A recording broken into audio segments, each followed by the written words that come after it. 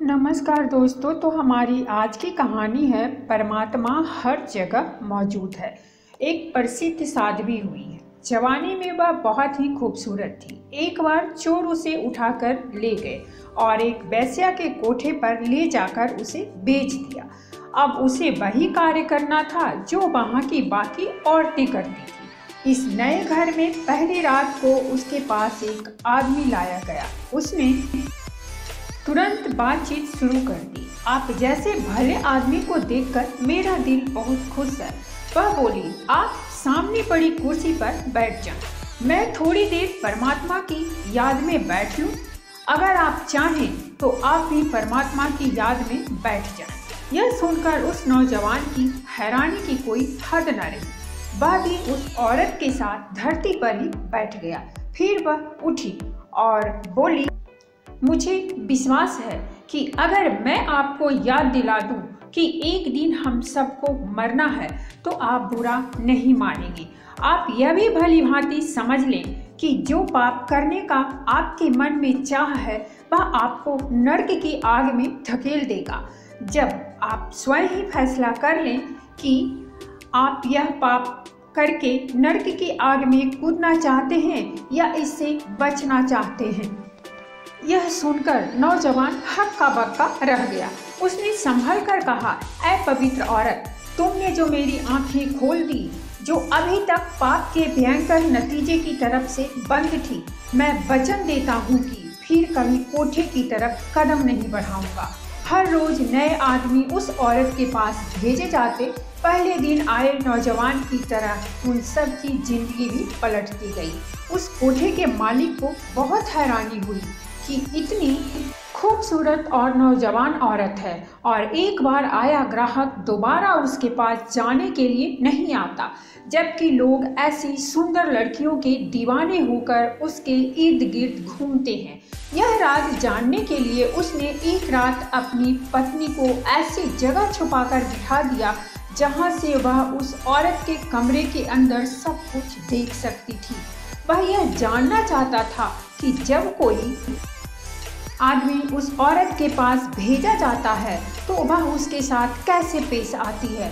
उस रात उसने देखा कि जैसे ही ग्राहक ने अंदर कदम रखा, औरत उठकर खड़ी हो गई और बोली, आओ भले आदमी, आपका स्वागत है। पाप के इस घर में मुझे हमेशा याद रहता है कि परमात्मा हर जगह मौजूद है। वह सब कुछ देखता है और जो चाहे कर सकता है।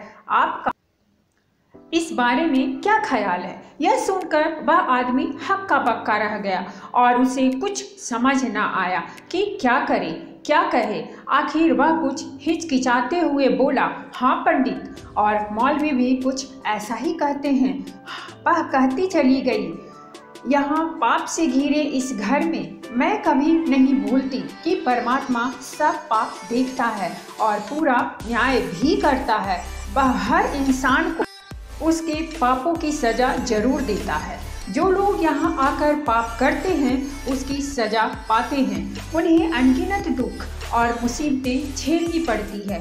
मेरे भाई, हमें मनुष्य जन्म मिला है भजन बदंगी करने के लिए, दुनिया के दुखों से हमेशा के लिए छुटकारा पाने के लिए, परमात्मा से मुलाकात करने के लिए, न कि जानवरों से भी बदतर बनकर उसे बर्बाद करने के लिए।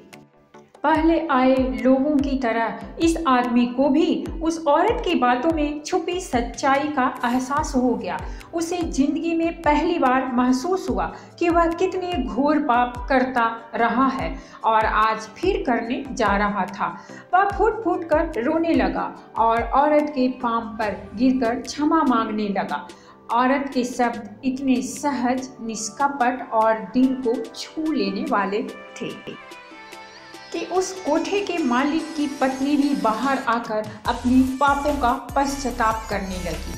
फिर उसने कहा, ऐ पवित्र लड़की, तुम तो वास्तव में साधु हो। हमने कितना बड़ा पाप तुम पर लादना चाहा। इसी वक्त इस पाप की दलदल से बाहर निकल जाओ। इस घटना ने उसकी अपनी जिंदगी को भी एक नया मोड़ दे दिया और उसने पाप की कमाई हमेशा के लिए छोड़ दी। ईश्वर के सच्चे भक्त जहाँ कहीं भी हों, जिस हालात में हों, वे हमेशा मनुष्य जन्म के असली उद्देश्य की ओर इशारा करते हैं और भूले भटके जीवों को नेकी की राह पर चलने की प्रेरणा देते हैं। यह औरत कोई और नहीं, महान साधु राबिया बसरी थी। इसीलिए हमें हमेशा माया के लोभ से बचना चाहिए और ज़्यादा न सही पर कुछ समय भगवान की आराधना में जरूर लगाना चाहिए। तो दोस्तों, ये थी हमारी आज की कहानी। अगर कहानी अच्छी लगी हो तो प्लीज़ हमारे चैनल को सब्सक्राइब कीजिए, वीडियो को लाइक और शेयर जरूर कीजिए। कहानी सुनने के लिए बहुत बहुत धन्यवाद।